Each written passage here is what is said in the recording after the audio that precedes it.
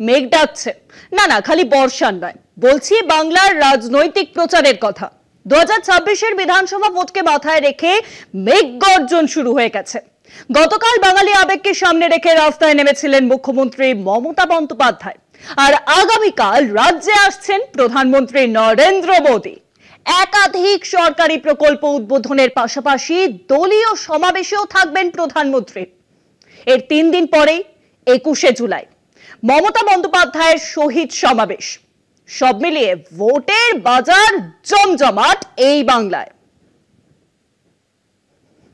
এই বিজেপি জেনে রাখো, খেলা হবে।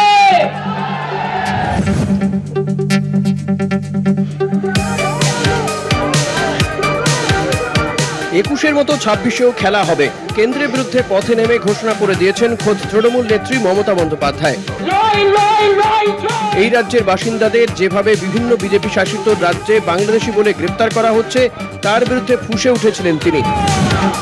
তবে মমতার সেই লাগাতার নিশানার পরই শুক্রবার দুর্গাপুরে আসছেন প্রধানমন্ত্রী নরেন্দ্র মোদী। অপারেশন সিঁদুরের পর 29শে মে প্রথম রাজ্যে আসেন তিনি। আলিপুরদুয়ারের সভা থেকে তুলে ধরেন তৃণমূলের দুর্নীতি, হিংসা, অনুপ্রবেশ থেকে নারী নির্যাতনের কথা। এবারও বিজেপির সভা থেকে তোপ ডাকতে পারেন তিনি। তবে তৃণমূলের অভিযোগ, রাজ্যে শুধু অপপ্রচারই করে যান প্রধানমন্ত্রী, বঞ্চিতই করে রাখেন বাংলা ও বাঙালিদের। हमारा जो हक है, हम कोई भीख नहीं मांग रहे। हमारा जो हक है, पश्चिम बंगाल का जो हक है, और विशेष रूप से बर्धमान और दुर्गापुर की जो समस्याओं को लेकर के मैंने आपके सामने बात रखी है, क्या उस विषय पर नरेंद्र मोदी जी आप कल बोलेंगे? मैं जानना चाहता हूं।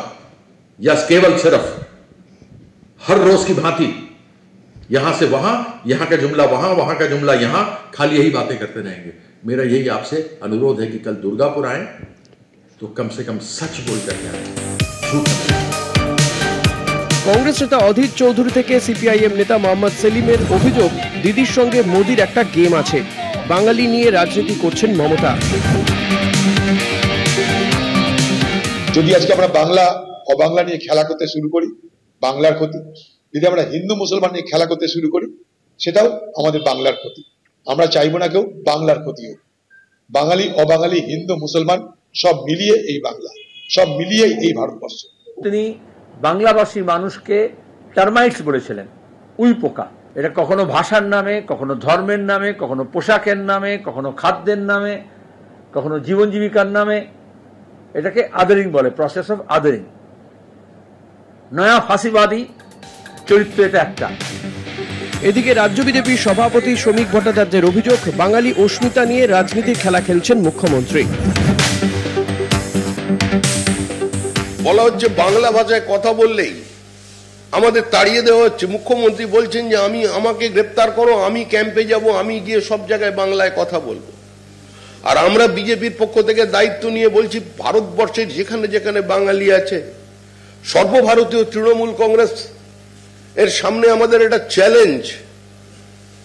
আপনি উত্তরপ্রদেশের পিলিভিটে যান, আপনি মধ্যপ্রদেশের বেতুলে চলে যান, আপনি রায়পুরে যান, বিলাসপুরে যান, চিত্তরঞ্জন পার্কে যান, একটা পঞ্চায়েতে প্রার্থী দিয়ে, একটা কর্পোরেশন মিউনিসিপ্যালিটির প্রার্থী দিয়ে জেতা তো অনেক দূরের কথা, বাঙালির সামনে দাঁড়িয়ে বাঙালি বলে ভোট চেয়ে আপনি জমানত বাঁচিয়ে তৃণমূল কংগ্রেস আমাদের দেখান। রাজ্যের বিরোধীরা এমন অভিযোগ করলেও এদিনও হরিয়ানাতে বাঙালি নিগ্রহের খবর এসেছে। প্রামাণ্য নথি দেখালেও পুলিশ ধরে নিয়ে গেছে, অভিযোগ তুলছেন অনেকে। ফলে রাজ্যে রাজ্যে এক শ্রেণীর বাঙালিরা সমস্যায় পড়ছেন, এটা স্পষ্ট। আর তা নিয়েই ভোটের আগে সরব হচ্ছেন মুখ্যমন্ত্রী।